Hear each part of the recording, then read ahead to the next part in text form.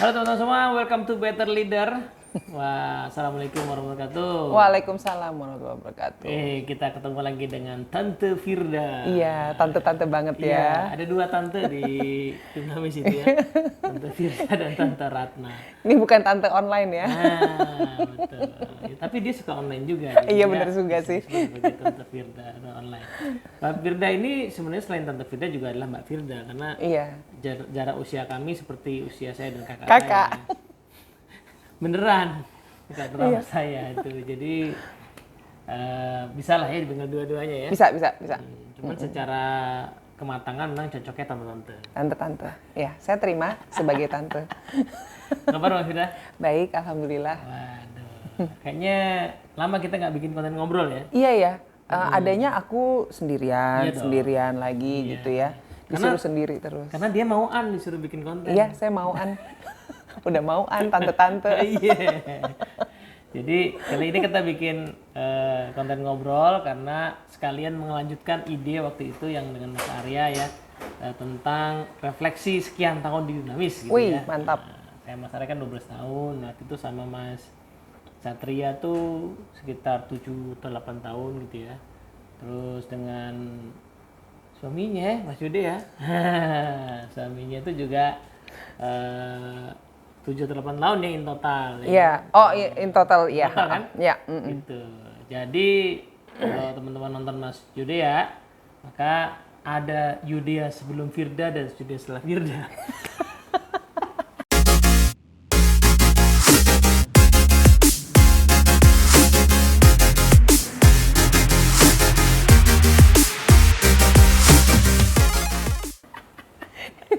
Kok ya bisa ya gitu ya? Bisa. Bisa. Itu nggak semua punya cerita gitu ya? Nggak semua, ada dua jenis Yudea ya, Yudea sebelum Firda dan setelah Firda. Oke. Iya, iya. Nah, kalau Mbak Firda, so far berapa tahun di Dinamis? Di Dunamis ini memasuki tahun ke-11.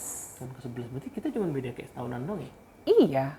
Aku juga nggak tahu kalau ternyata Teddy bedanya cuma sedikit ya dari aku. Di Dunamisnya. Di Dunamisnya.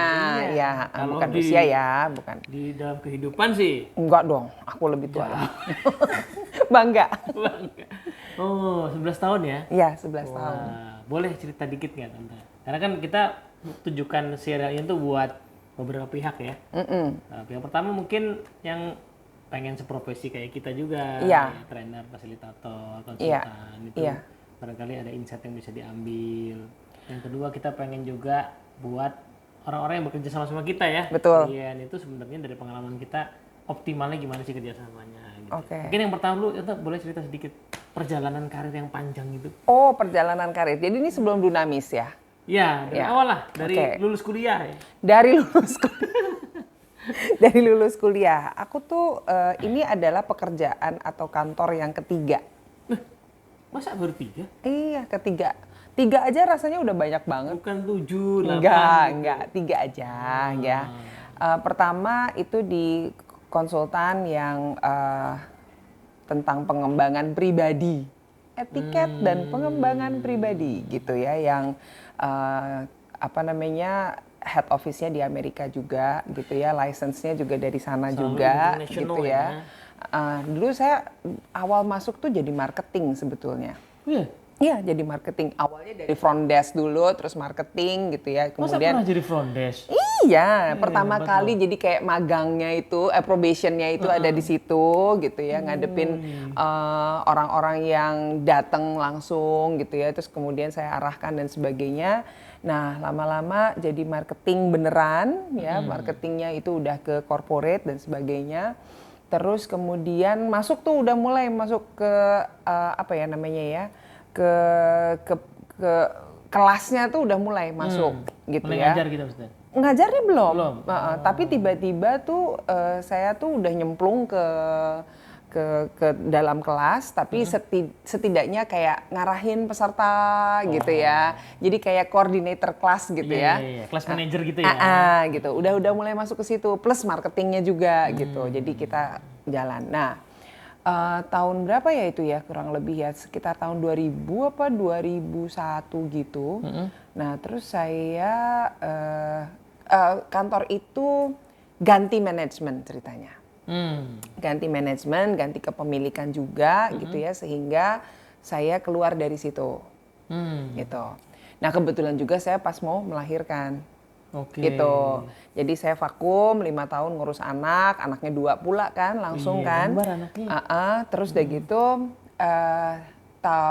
saya lupa tahunnya tahun berapa ya. Kembali lagi bos saya yang di company tersebut itu Ibu Min Uno. Wih. Ibu Min. Levelnya Jadi Ibu Min ini ya, Unonya high class ini ya. kemudian ngajak saya lagi, Fir ikut yuk gitu ya. Kita bikin satu apa namanya konsultan pendidikan juga gitu ya, yang lokal ya, buatan Indonesia. Dan itu akhirnya saya masuk situ. Oh, jadi yang kedua tuh sebenarnya baru ya, Baru, lokal, tapi apa namanya foundernya memang dari yang lama juga. Dari yang lama. Nah, udah tuh saya ikut sama Ibu Min dan kemudian langsung tuh saya awalnya saya belajar ngajar dulu gitu karena kamu ngajar deh gitu. Saya tuh nggak tahu kalau saya itu ternyata bisa. Karena saya berpikir saya tuh nggak punya passion untuk ngajar. Cita-citanya bukan ke situ awalnya. Enggak. Cita-citanya dulu jadi penyanyi. Ya belok dikit sih. Jadi penyanyi, pegang mic Bisa main gitu ya. piano loh. Terus ini. pokoknya macam-macam dan pokoknya sekitar musik lah gitu ya. Nah, udah kemudian dia menugaskan ke saya, pegang ya ada kelas 1 jam gitu ya untuk para sekretaris gitu ya katanya gitu. Kelas 1 jam. Kelas 1 jam. Kan ibu saya itu sangat apa ya namanya teliti kalau soal appearance ya. Saya nggak pernah pakai celana panjang, tapi saya nggak pernah pakai rok gitu ya. Jarang sekali pakai rok, sama dia tuh diajarin pakai dress tuh yang formal dan sebagainya. Dan ngajarnya itu cuma 1 jam. Cuman persiapannya karena baru pertama kali, persiapannya itu beberapa bulan gitu. Dan karena saya itu ditugaskan ngajar, saya ingat pertama kali saya ngajar ekspresi suara. Bagaimana? Jadi bagaimana dia ngomong, bagaimana dia memproduksi suara dengan baik gitu ya.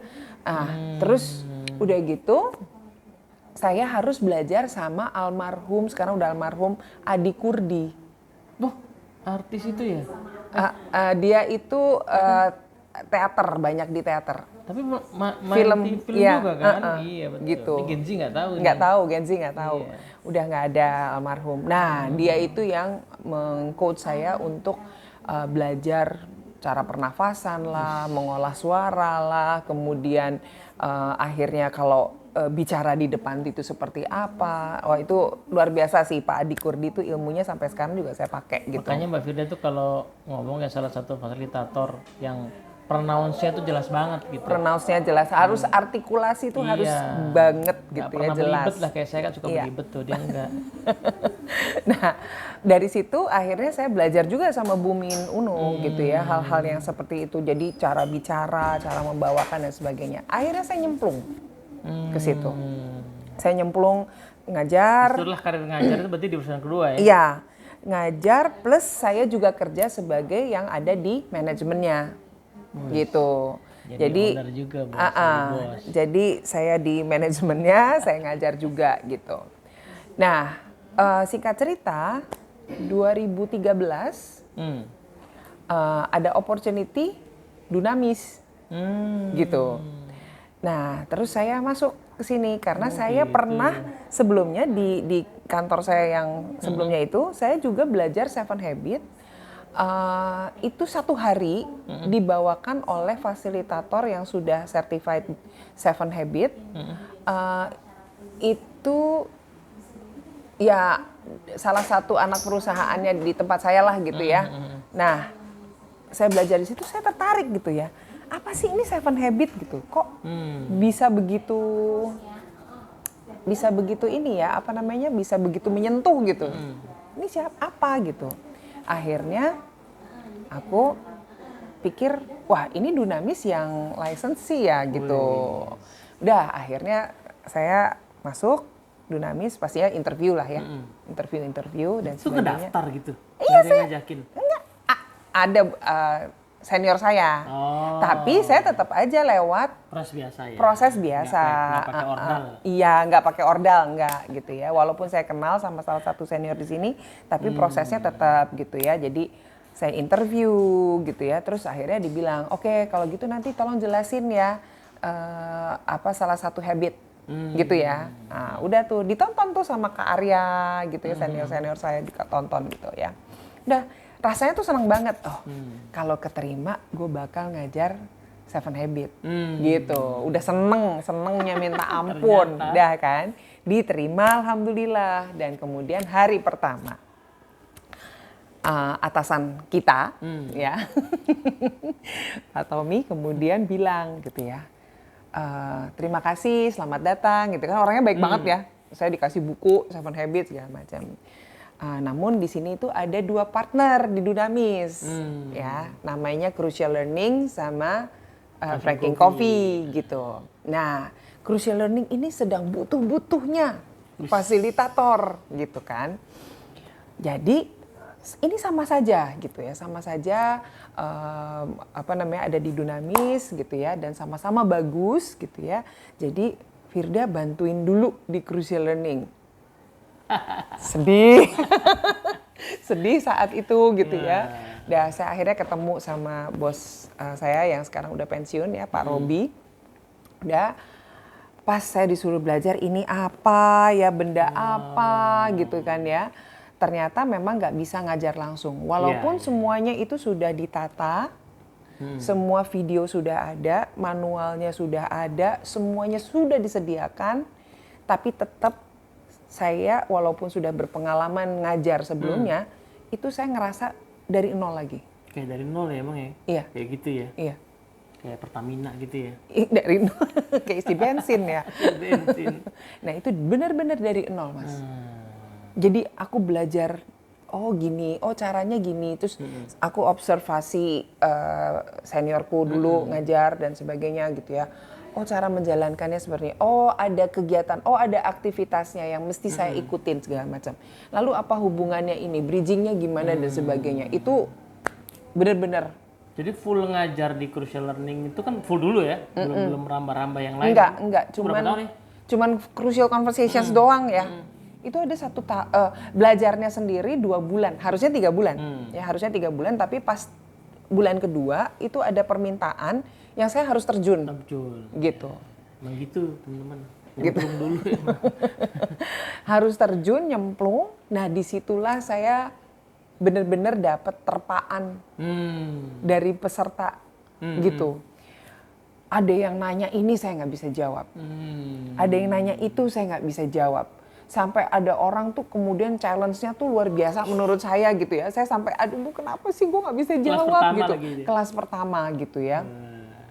Ada orang Perancisnya, ada orang ininya, ada segala macam deh. Nah terus udah gitu, saya ngerasa sedih sih. Saat itu ngerasa sedih. Kok gue gagal ya gitu. Walaupun NPS-nya not bad, tapi aku ngerasa gagal. Tapi dari situ aku pikir, kalau aku dapet tugas lagi, gue nggak bisa jawab. Oke. Gitu. Gue nggak mau peserta gue itu bingung. Gitu. Jadi aku harus bisa menguasai. Udah dari situlah aku tuh belajar dari bukunya. Bukunya itu sampai hancur kali ya. Iya tuh. Balik lagi, buka lagi. Kalau teman-teman lihat bukunya Mbak, buku bacaan ya. Jelek, udah jelek. Itu bukan cuma jelek, ada tulisannya, ada post-it-nya, pokoknya macam-macam lah gitu ya. Iya. Sesuatu yang tidak akan pernah saya lakukan pada buku saya, tapi dia secara tega melakukan itu ya.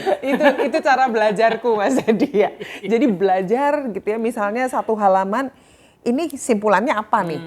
Tulis lagi. Ini kesimpulannya apa? Tulis lagi gitu. Jadi terus saja belajar itu. Nah, begitu kelas berikutnya, saya sampai bukan mau menyombongkan diri, enggak. Tapi saya bilang sama diri saya, next class saya akan bisa jawab seluruh pertanyaan. Gitu. Dan itu terjadi berapa lama kemudian? Kelas ketiga itu saya lancar. Lancar banget ya. Jadi Lancar. butuh waktu ya. Butuh waktu. Terus ya gitu kan, kemudian kan saya ngobrol sama seniorku kan. Ini kalau begini gimana, kalau begini gimana. Kalau saya akan menjelaskannya begini, menurutmu gimana? Terus saja, terus aku menggunakan sumber daya yang ada deh. Kebetulan bosku itu orang yang resourceful juga. Dan itu belum masuk ke yang influencer gitu Belum masuk. Nah, kemudian baru setelah lancar, baru saya belajar influencer. Belajar influencer. Nah, kemudian owner kita, Pak Nuk, waktu itu dia sudah sakit ya, tapi masih bisa ngobrol gitu. Suatu saat ketemu sama saya, terus dia bilang, Fir, saya titip ya sama Crucial Learning ini.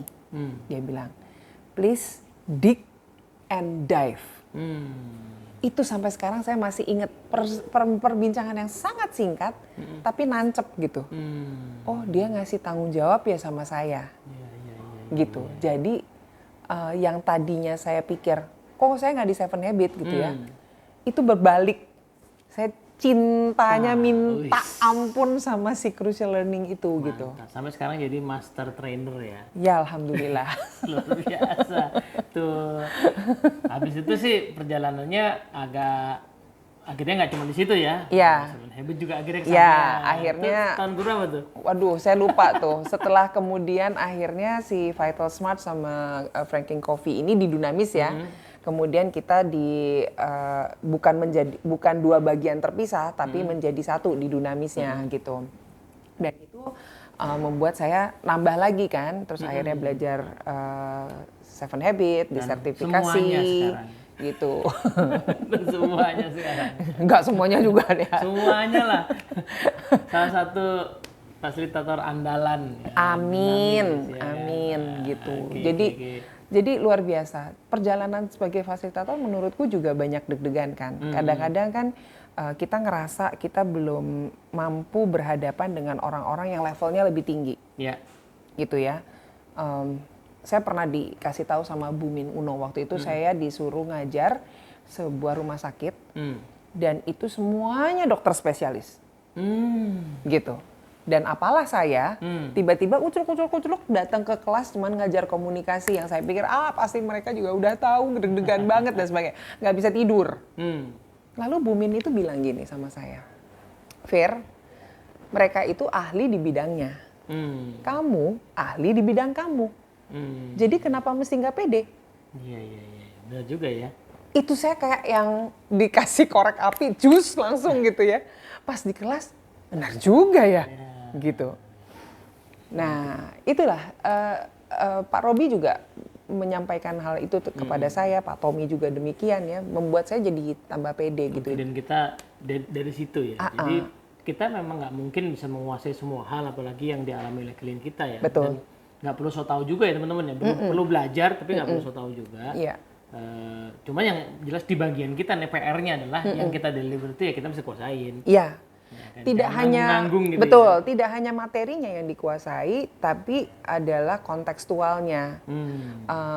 Maka dari itu sangat perlu kita tahu klien kita itu siapa, peserta yang mau diajarin itu levelnya apa. Kesulitannya mereka apa, terus kemudian kira-kira resisten terhadap pelatihannya itu apa, gitu. Nah, iya. Nah, Mbak Frida berarti kan sudah 11 tahun di sini, masih ongoing gitu ya, kayaknya sih masih betah. Masih. Apalagi tadi ya, apa tadi? Ada fase kedua gitu ya, ada ikatan lebih lanjut lah dengan. Oh iya, kebetulan mendapatkan kesempatan kedua lagi ya dalam pernikahan. Iya, jadi kayaknya sih, dan dua-duanya masih awet di sini gitu ya. Jadi moga-moga cukup panjang perjalanannya. Nah, pertanyaannya Mbak Frida, kalau coba direfleksikan buat teman-teman dulu ya pertama ya, yang mungkin seprofesi sama kita ya, atau pengen memulai, mungkin juga ada yang pengen mulai nih ya, dia kerja di bidang training terus pengen mulai ngajar gitu misalnya, punya cita-cita jadi konsultan.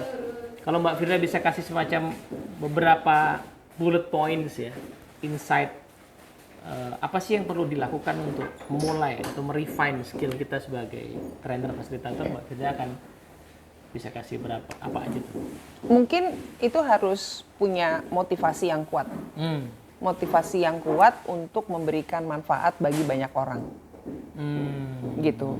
Jadi aku sendiri kalau ngajar itu bukan sekedar bernyanyi. Tapi saya tahu bahwa apa yang akan saya bawakan itu punya manfaat, nggak cuma di pekerjaannya mereka, tapi di keluarganya juga. Wih, Gitu. nih, sampai keluarga ya? Sampai keluarga, lingkungan, dan kemudian relationship mereka itu menjadi lebih baik. Mungkin yang tadinya tidak baik menjadi baik. Jadi tujuan saya ngajar itu bukan hanya ngajar aja, terus kelas selesai, bubar gitu, enggak. Gitu. Pertama mungkin karena crucial conversation awal mulanya itu kan memang Ya, skill yang bisa dipakai di mana-mana ya. betul. Gitu Betul. Ya. Skill silaturahmi lah gitu, Betul. bisa dibilang begitu ya. 7 Habits, 6 P Itu juga begitu. sama. Kita sebagai pimpinan keluarga, 6 P bisa dipakai juga, gitu. Oke. Ya kayak misalnya sekarang ada yang baru dari Franking Coffee, ada multiplier, ada change. Itu kan semuanya di kehidupannya ada. Cuman walaupun kita difokuskan untuk ke pekerjaan, ya, saya rasa sih orang bisa, semua ilmu itu bisa dipakai di berbagai bidang Jadi kehidupan. kita punya niat Motivasi bahwa, kuat, iya, ya. motivasi kuat bahwa sebenarnya materi itu bermanfaat buat orang, tidak cuma di pekerjaan yang meng-hire kita ya, Iya. tapi di kehidupan dia juga ini Iya. sebenarnya bermanfaat. Mungkin kita nggak bisa jadi manusia yang sempurna, nggak ada lah ya manusia yang sempurna, tapi yang lebih efektif aja. Gitu. Iya, iya, iya, iya. Tuh, itu motivasi kuat, Yes. niat yang kuat. Yang kedua, kita itu mau atau bersedia belajar dan dilatih. Belajar dan dilatih. Kita mau self learning, kita juga mau di-develop Oke. gitu. Kan kadang-kadang kan kita self learning aja. Tapi kita nggak bersedia di-develop. Gue udah jago. Iya ya. Kayak latihan, drilling gitu tuh nggak mau. Iya, kan kantor kita tuh alhamdulillahnya di Dunamis tuh kasih berbagai ilmu juga kan. Kayak know your client tuh gimana sih cara ngebacanya gitu ya. Terus gimana sih caranya kita membuat suatu mengajak peserta kita untuk paradigm shift gitu kan. Iya, iya. Saya rasa itu kesediaan kita untuk mau di-develop itu juga penting gitu. Jadi bersedia untuk, bahkan mungkin kalau develop kan barangkali seolah-olah itu hal yang baru buat kita, tapi mengulang yang lama pun juga itu perlu ya. Iya perlu gitu. Nggak segan-segan tanya sama orang gitu kan. Kemudian nah di kelas pun kita juga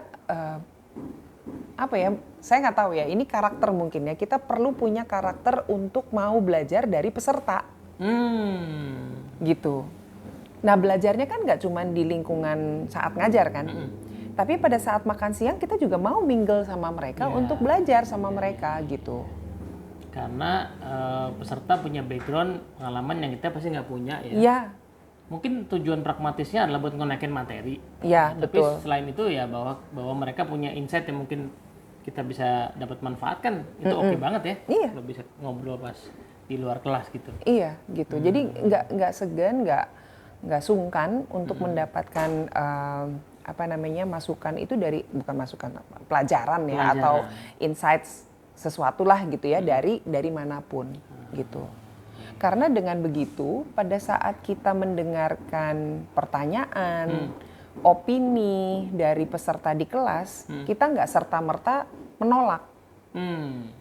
Walaupun itu bertentangan dengan teori yang kita sampaikan. Iya, Gitu. itu terjadi sih ya, bahwa peserta punya sudut pandang yang malah berkebalikan ya, bukan cuma beda, berkebalikan sama yang kita bahas tuh mungkin aja. Iya, coba kalau misalnya misalnya nih saya lagi ngajar level yang C-level gitu ya, misalnya gitu ya. Saya nggak setuju, Bu. Ya nggak apa-apa. Iya. Karena sebenarnya tiap materi selalu ada konteks dia bermanfaat dan ada konteks dia nggak bermanfaat kan? Iya. Iya kan? Ya nggak apa-apa. Nah dari situ niat kita adalah berdiskusi, berdialog sama peserta. Kalau menurut Bapak tidak setuju, boleh share nggak pendapatnya? Gitu. Atau ya tadi sebenarnya kita juga memang perlu menjelaskan batasan materi itu ada manfaatnya kapan. Iya. Nah, mungkin di situasi yang dia proteskan tadi itu memang nggak cocok mungkin aja kan. Benar. Kayak kemarin baru aja saya di sebuah kelas gitu ya, posisi mereka cukup tinggi ya, one down below gitu sea level gitu ya, tapi mereka bilang kalau saya harus delegasi, kalau harus saya begini, nggak mungkin dong, saya harus pakai sikap keras saya gitu kan ya, misalnya gitu ya. Terus saya bilang, saya setuju sama ibu, kalau misalnya delegasi, kalau misalnya komunikasi, karena belum tentu semua komunikasi itu krusial gitu. Iya. Saya setuju. Nggak perlu juga semua pakai crucial conversation misalnya. Iya, kan? gitu. Iya, Kalau iya. keras, nah itu yang akan kita lihat bareng-bareng kerasnya ada di mana gitu kan. Iya, iya. Oh iya, jadi sebetulnya nggak apa-apa loh kalau peserta itu nolak kita. Iya. Karena balik lagi ya, semua materi selalu ada konteks di mana dia bermanfaat dan di mana dia sebenarnya nggak perlu. Ya kayak mungkin kalau di Seven Habits kan sering yang mirip gitu juga, materi empathic listening ya. Iya. Terus banyak yang bilang, wah nanti kepanjangan dong. Loh, kalau di situasi yang memang tidak butuh empathic listening, Betul. nggak diperlukan. Nggak usah. Orang cuma nanya, tamu nanya ke toilet di mana kok. Maksud mesti, oh Anda merasa kebelet ya, nggak pernah begitu kan. Langsung aja kita tunjukin. Tidak semua situasi memang, nah karena materi selalu ada batasannya gitu. Iya, betul, Dan betul. dialog dengan peserta itu yang memperjelas itu. Betul. Ini kepakainya di sini gitu. Iya, nah makanya sangat perlu sekali kita ngerti isi materi kita tuh apa gitu. Dan belajarnya itu menurutku tidaklah mudah. Tidak mudah. Dan Gitu. masih terus berulang-ulang. Makanya suka ada yang nanya tuh ya, teman-teman yang mungkin agak beda gaya dengan dinamis ya konsultannya. Lu masih ngajar Seven Habits nggak bosen apa gitu ya? Nah, aku rasa sih enggak ya. Iya, karena kita nggak ngajar Seven Habits sebenarnya. Kita membantu orang belajar hal-hal efektif, frameworknya Seven Habits, tapi kan perlu mendialogkan gimana kita kepakai di situasi mereka. Betul. Ya kan? Jadi nggak bisa ujuk-ujuk ya, semuanya diajarkan dan selesai. Iya. Salah satu bagusnya dari kita punya prinsipal ya, dua prinsipal ini ya. Franking Coffee itu punya resource ya yang namanya All Access Pass. Akses pas. Ya, jadi kita bisa akses, kita as a facilitator ya punya akses untuk belajar langsung. Di Crucial Learning juga begitu. Begitu, ya. Ada yang namanya trainer zone. Ya, jadi itu juga kita belajar di situ. Jadi ada video-videonya, video ngajar, video cara ngajarnya gimana dan sebagainya. Kemudian artikel-artikel barunya itu seperti apa semuanya sama di Franking Coffee juga gitu. Jadi menurut saya aku berada di Dunamis itu sebuah suatu keberuntungan sih. Kemewahan, keberuntungan. Kemewahan, keberuntungan, Iya sih. bahkan ada plus-plusnya gitu kan. Iya. Dapat jodoh tadi. Dapat jodoh. Saya sih nggak dapat, cuman kebetulan aja beliau ini. Udah saya aja lah. Begitu. Yang lain sih nggak ada sih kebetulannya rezekinya di situ. Iya gitu. Nah, oke, Mbak Vida, itu tadi beberapa insight ya yang didapat dan mungkin bermanfaat banget nih buat teman-teman yang lagi meniti karir itu ya, bahwa ini jalan, ini sebuah menurutku ya kayak jadi fasilitator kayak sebuah jalan belajar ya. Kan jalan belajar tuh bisa lewat kayak kita kuliah. Tapi momen kita fasilitasi pembelajaran itu juga jalan belajar yang khas, yang beda gitu ya, lewat situasi keseharian tadi. Even materinya kayaknya udah disediakan. Kan selalu gitu ya. CL sama FC itu kan modulnya ada, slide-nya Iya, ada. iya. Susahnya di mana sih? Iya, Ternyata susah. Dan challenge terbesarnya adalah pada saat kita ngomong, itu kan kayak kita preach gitu ya. Iya. Dan itu perlu kita implementasikan juga dalam kehidupan sehari-hari. Tadi Kalau nggak bisa ngajar. Tadi tuh sepaket ya. Mas Fitri kan bilang tadi bahwa materi di Dunamis kebetulan itu materi-materi yang bisa dipakai di kehidupan keluarga. Nah di situ tantangannya. Berarti kan kita juga harus mencoba lah, mencoba untuk praktekin supaya ya bisa bunyi gitu ya materinya ya. Karena bukan materi teknis, mending kalau cuma materi cara menggunakan sistem apa gitu mungkin masih agak lebih gampang diajarkan karena tidak perlu melihat diri kita siapa. Ya. Tapi ngajar Seven Habits, ngajar CL itu misalnya nih tiba-tiba Mbak Firda habis ngajar CL keluar terus ngomel-ngomel sama driver gitu kan langsung kelihatan banget sama orangnya. Ternyata berarti saya belum mengimplementasikan itu dan materinya nggak akan bunyi. Iya betul. Gitu. Nah sekarang kita balik nih Mbak Firda ya. Pengalaman 11 tahun panjang, Mbak Firda kerja dengan berbagai klien gitu ya.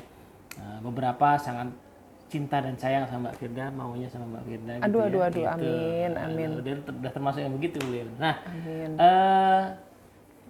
apa sih yang sebenarnya bikin kerjasama dengan Dunamis gitu ya, dengan kita Predator itu akan lebih optimal, lebih enak?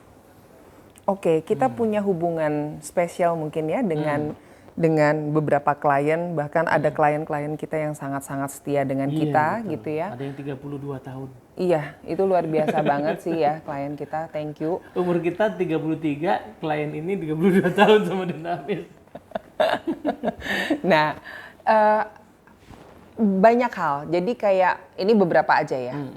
Kita bisa punya engagement yang sangat erat Oke. sama klien, khususnya mungkin dengan PIC-nya. Kalaupun PIC tersebut pensiun, dia mau tetap turunkan ke penggantinya, gitu ya. Dan hebatnya RM kita di sini, itu tuh punya engagement-nya tuh terus. Bahkan engagement-nya nggak cuman kalau butuh gitu kan. Tapi terus secara personal pun mereka dekat. Nah, kemudian hal lain kalau udah bergulir sampai ke pelatihannya, memang akan efektif kalau ada pelatihan itu dimulai dari top to down, gitu.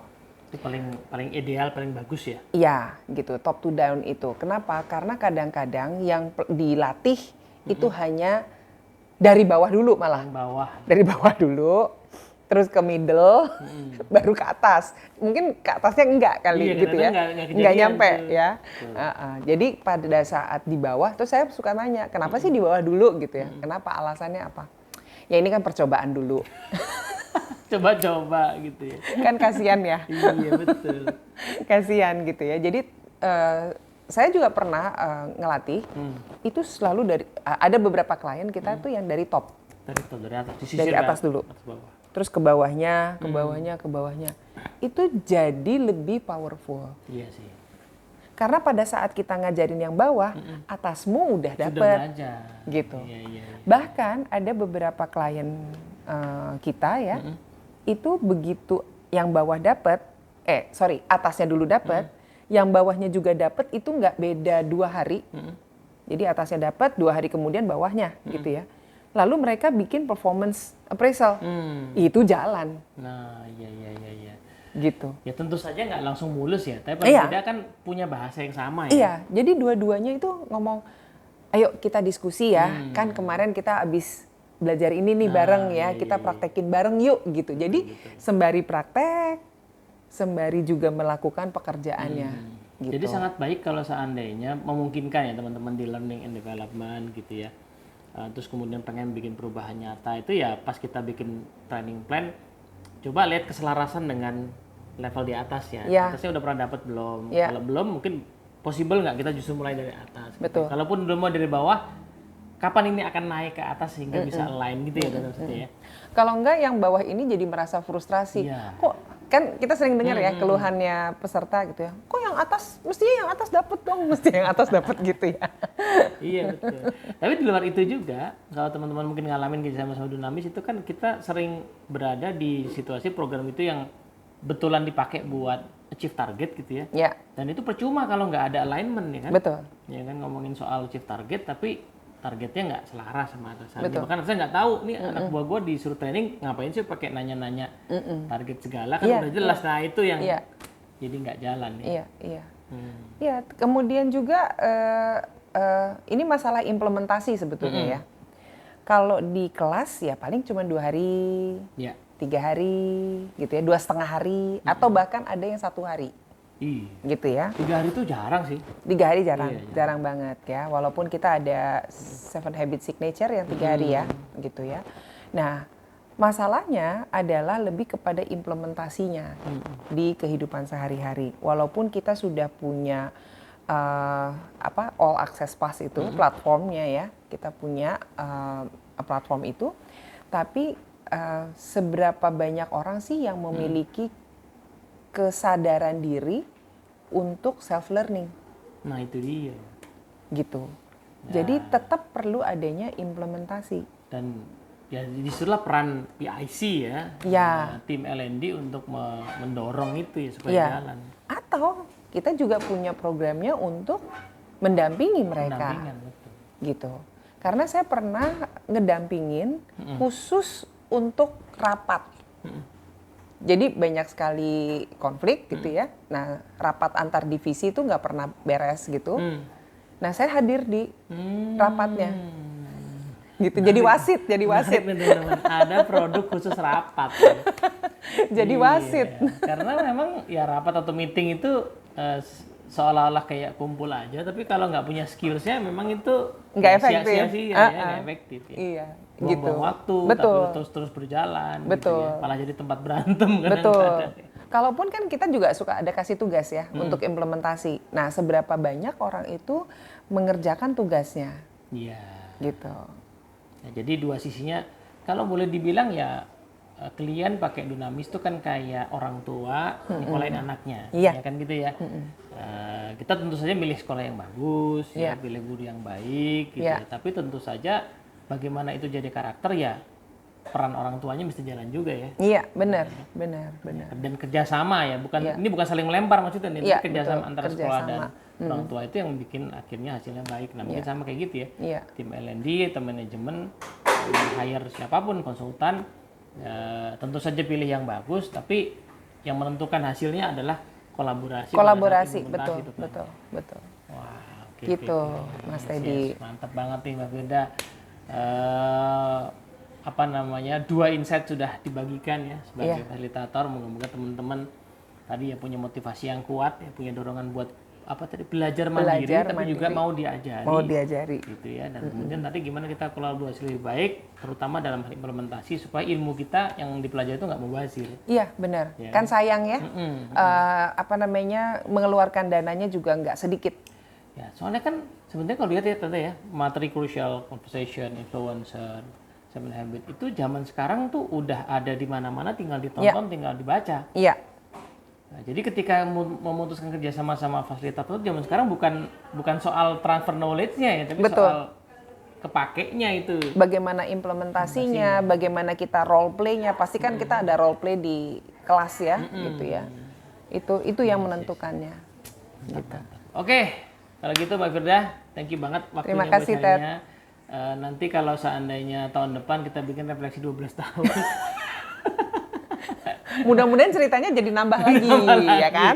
Tiap tahun gitu ya. Iya, sehingga apa namanya, teman-teman yang ada di industri yang sama atau aku punya niat begini ceritanya. Jadi kenapa kok sesama orang yang di industri kita ini perlu juga sama-sama mendevelop ya. Karena ada shifting tadi. Ya, di industri itu ada shifting teman-teman. Dulu tuh orang puas dengan training motivational gitu ya. Sekarang orang udah nggak puas dengan itu. Orang tuh bertanya-tanya, ada nggak sih gunanya lagi ya? Iya. Gitu ya. Nah, Masih itu kan, relate nggak masih ya relate nggak sama sih? kehidupan Kan yang ada sekarang? Udemy, kan Iya. ada on e-course gitu Iya, kan. Jadi iya. kita ini masih relevan nggak sih? Iya. Nah, kita relevan atau tidak tergantung dari skill yang kita develop ya. Betul. Bagaimana bantu orang di zaman ini, di era Betul, ini. betul, Dan itu kayaknya kita butuh kerjasama banyak pihak ya. Even kadang-kadang di klien kita kompetitor, tapi sebenarnya di industri yang sama kita collaborator juga. Ya, benar sekali. Oke, siap Tante. Semoga sehat-sehat selalu, Amin. makin harmonis. Teddy dengan juga Bang sehat Jude terus. ya. Supaya betah di Dunamis terus. Iya, ya. iya. Oke, thank you teman-teman semua. Terima kasih, Assalamualaikum. sampai ketemu.